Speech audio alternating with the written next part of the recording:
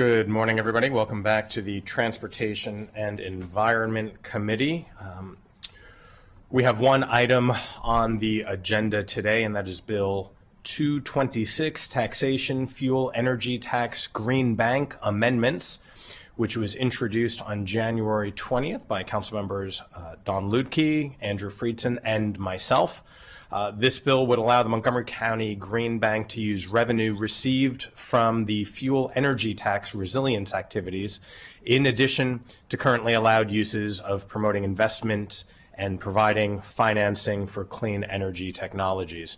This means that more investments to help our communities prepare and adapt for the impacts of climate change and extreme weather, which we are seeing on a daily basis. And it also could include projects that strengthen energy reliability during outages, support community resilience hubs, and help buildings better withstand flooding or extreme heat. The goal here is to give the Green Bank the flexibility to finance projects that not only reduce emissions, but also help residents, infrastructure, and our local economy. And with that, I'll turn it over to the lead bill sponsor, Councilmember Lutke, for a few more words. Thank you, Chair Glass, and thank you for your co-sponsorship of this, along with Councilmember Friedson. And this is, I view, just as a continuation of the solid work that has already been done in getting the Green Bank set up and getting things moving along and creating this fund in the first place, and now allowing it with the passage of this bill. Can we get it across the finish line so that we can allow the Green Bank to do the work that it already has a strategy for? Because I want to be clear, they already have a thorough and comprehensive resilience and adaptation implementation strategy that targets exactly these types of products, how they can finance and fund resiliency projects like replacing cooling equipment, adding battery backups, installing flood mitigation, rain gardens, green roofs, permeable pavement, and all of these things too. I want to emphasize, because there was some testimony at the public hearing that we should only do X and not X and Y, right? We must do both at the same time. And in doing resiliency projects, you can also do them in green ways, which again, reduce energy consumption, focus on renewable energy sources, and do them strategically and methodically while dealing with the present crises our residents are currently facing. And I know that the Green Bank has already been doing some of these projects with multifamily buildings, faith institutions, in partnership with Habitat for Humanity. So this just allows us to have some more flexibility in the types of things that people can go to the Green Bank in order to bring to life, and it will be to the benefit of our community as a whole. With that, I turn it back to the chair. Thank you very much, Councilmember Lutke. I'd like to invite Mr. Morrell up as well, and as you're approaching, Mr. Gorzalak, any additional comments on your end? No, I'll just note that the staff packet itself sets forth the history that got us from the formation of the Green Bank in 2015 to where we are presently prior to enactment or prior to introduction and consideration of this bill. That Councilmember Lutke alluded to, that the path to where we got, where the fuel energy tax 10% is being provided through annual appropriations as codified in law, and that there was an expansion of the Green Bank's activities to include resilience, and when that occurred, there was a restriction. So the bill itself is very, very brief. It really just removes a restriction on the use of those funds, as Chair Glass indicated, and makes an express allowance for the Green Bank to use the fuel energy tax revenues for resilience activities. I'll also just briefly touch on the public statements. The fiscal impact indicated no impact. That is because the amount that is going from the county to the Green Bank is completely unaffected by this bill. It only touches on the ability of the Green Bank and its uses of those funds. The climate assessment indicated a net positive for the county in reaching its climate objectives. The racial equity and social justice statement was indeterminate, And the economic impact noted probably a neutral impact in the short term, but a possibility for a net positive economic impact in the long term. The public hearing, there were not a significant number of speakers. Those who testified were largely in favor. As Councilmember Lutke indicated, there was one set of testimony from the Sierra Club wondering about some of the cost-benefit analyses that may flow from this legislation. Appreciate that and the straightforward nature of the legislation, and want to extend my appreciation, our appreciation, to the Green Bank and the leadership of the Green Bank, recognizing that there were funding challenges in the current budget as proposed by and drafted by the county executive, and then also there are macro funding challenges with the Greenhouse Gas Reduction Fund expectations, national leadership, which has completely dissipated. I mean, we are literally invading other countries to take their oil, and they are not investing in green infrastructure and helping us make those investments, which is why it's important for us to take everything into our own hands and to be creative. And I know the Green Bank and the board of directors and staff have been very creative. And while this is one policy solution, there are others that many of us are pursuing to figure out how do we make that happen.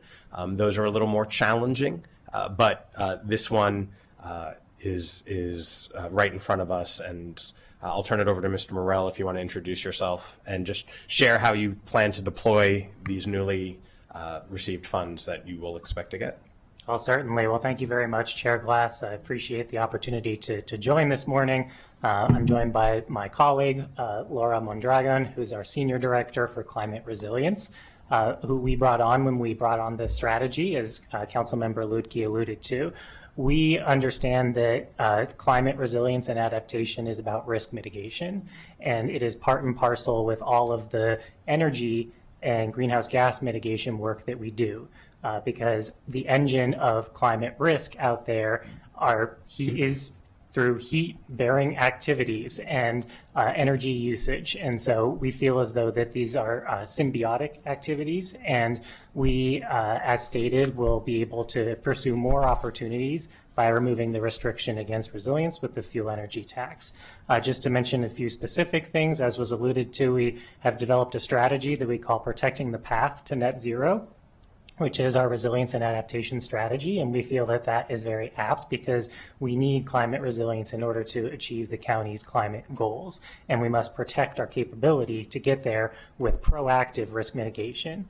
In addition, the economic cost of looking back at natural disasters is significantly more expensive than proactively addressing them. And so we feel that's an important part to bring in the private sector, which is our goal as the Green Bank, to catalyze that private sector investment. And so we do that through a couple of tracks. We have two coordinated tracks. One is physical resilience physical resilience strategy, and the second is our energy resilience strategy.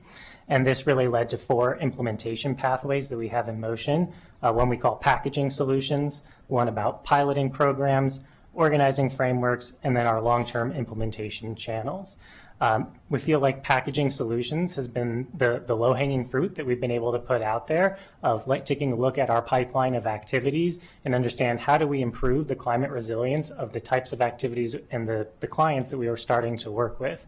And that's become very beneficial. That's where we've discovered that there really is no opportunity cost, as was alluded to in the public testimony, between doing one or the other. By doing more climate resilience and adaptation activities, we will do more energy efficiency and renewable energy activities throughout the county. We feel as though they're actually symbiotic and will grow each other. Just to give a few examples, and I know Habitat was mentioned, looking at high performance new construction is going to help on climate resilience as well as new energy, clean energy. We have a couple of condos that we're working with currently where we're looking at sewer lines, exterior hardening, EV readiness, cooling towers, new HVAC, flood mitigation strategies, and battery backup. Again, these are all part and parcel to be able to have a customer say, we want to move forward with a project. And so we really do feel like that's symbiotic, and that's where we'll get the most bang for our buck in the packaging solutions.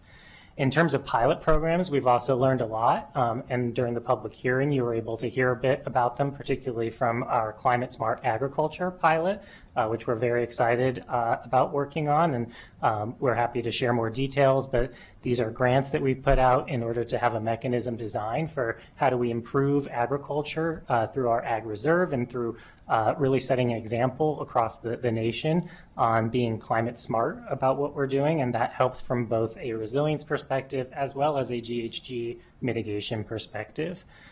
Working on flood mitigation as well, and particularly with LMI communities on how to improve lending options that are out there from a resilience perspective for both residents as well as commercial entities. As well as Councilmember Lukey mentioned, our resilience dedicated funds, which was our first product that we put out there for affordable multifamily, and we've been very excited to put that out there.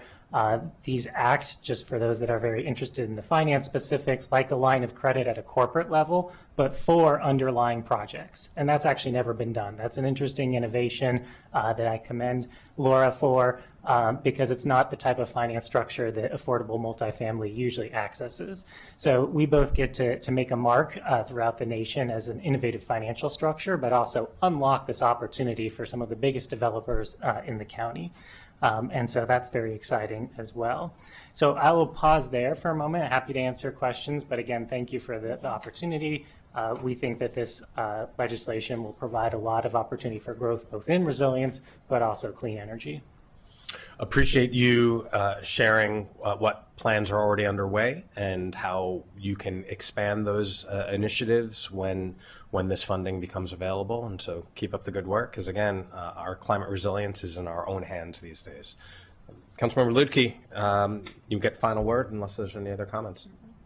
I think that sums it up, and I am very grateful for you, although it's Monday morning and I haven't said Mr. Ogorzalak's name yet, so I had to say that because I had to prove Great work, Councilmember. I had to prove that I had my coffee this morning. All right. And I'm I spoke good. too soon. Councilmember Balcom. So I just want to say I so appreciate this. Thank you for the bill sponsors for doing this. I was able to go on the bus tour to see a couple of the agricultural projects, and it's exactly what we need to be doing. And so I really appreciate that can move forward in a bigger way. So thank you. Fantastic. So we have this legislation. All those in favor of Bill 226, raise your hand. And that is unanimous. Yay. To full council and then to climate resiliency. Thank you very much. Keep up the good work. We're adjourned.